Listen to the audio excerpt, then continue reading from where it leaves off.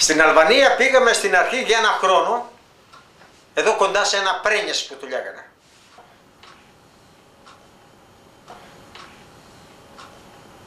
Λοιπόν, και εκεί στην Αλβανία, στο Πρένιες που του λέμε, οι Ιταλοί είχαν κάνει και στις γκαζάρμες, εμείς τους λέγαμε τότε.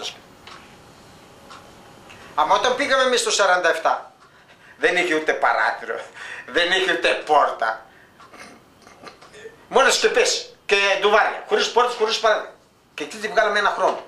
Εκεί ψηριάσαμε, πεινάσαμε, τι δεν τραβήξαμε, πώς αντέξαμε.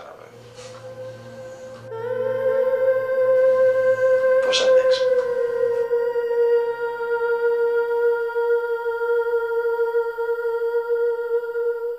Ύστερα το 48, όλα τα παιδιά, μίλησα με τους γονείς του, τι θέλουν λέει, να δώσει τα παιδιά, πήγαμε στη Σκόδρα. Εκεί λέει θα οργανώσουμε, θα τους βάλουμε σε παιδικούς σταθμούς, θα ανοίξουμε σχολεία και εκεί έμαθα τα πρώτα γράμματα. Το α, β, το πλαπίτα που το λέω εμείς, εκεί το έμαθα. Και άρχισε εκεί πέρα τα πρώτα γράμματα να μαθαίνω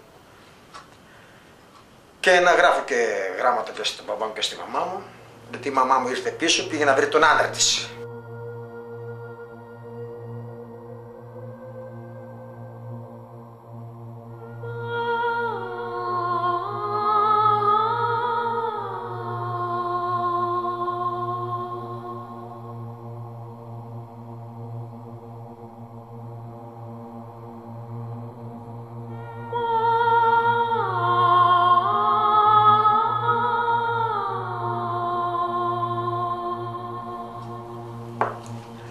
Λοιπόν, και ανταμωθήκαμε, χωριστήκαμε το αρχές 48 και ανταμωθήκαμε τους γονείς μου το 54. Ο μπαμπάς μου, που αφόσον τελείωσε ο πόλεμος, πήγε Πολωνία. Η μαμά μου το 48 που δίθερα, εγώ δεν ξέρω, δεν μπορώ να πω, πεζομάδομαι και εγώ νομίζω ότι ο κόσμος στη στιγμή που και τους λέει ή θα πας κάτι εκεί πέρα. Δεν μπορούσε. Η μαμά μου ήταν σαν φρόντιζε στα παιδιά αυτά που έφυγαν από το 48, που μπήκαν στην Αλβανία, ξέρω που μπήκαν, τι έκαναν, οι άλλοι υπόλοιποι που ήρθαν μετά από εμάς. Και τη μάνα μου ανταμώθηκε ύστερα ξανά το 54.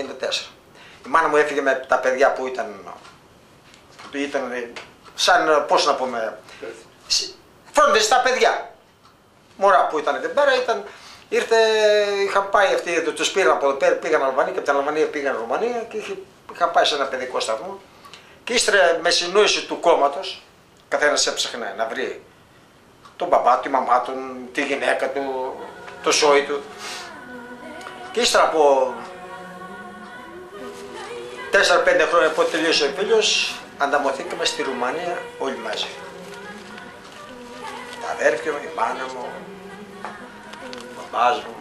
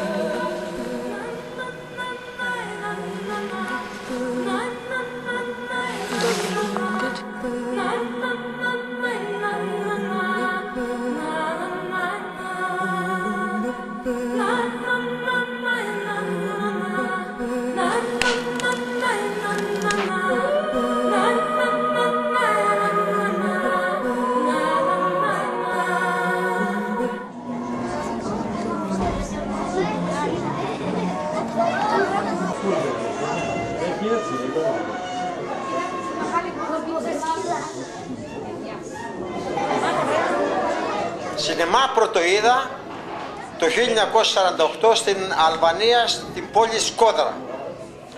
Όταν εκεί από το σχολείο μας πήγαν σε ένα σινεμά και άρχισε να παίζει η ταινία, μια δόση βλέπουμε να έρχονται αεροπλάνα προς τα μας. Εμείς τώρα λέμε έρχονται πάρα. Εμείς από το φόβο μη μας πατήσουν, μη μας κάνουν, πέφτουμε κάτω από τα σκαμιά.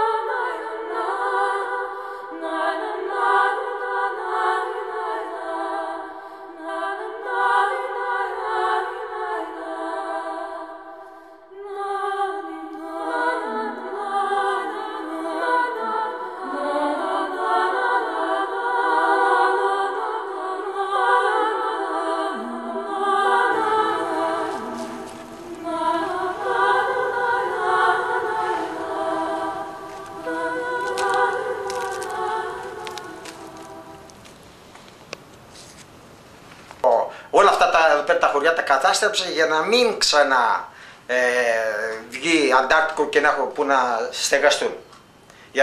Με εκείνο τον σκοπό τα έκαψε. Μήπως επειδή δεν σας θεωρούσαν και Έλληνες? Αυτό μπορείς να το πεις μια φορά.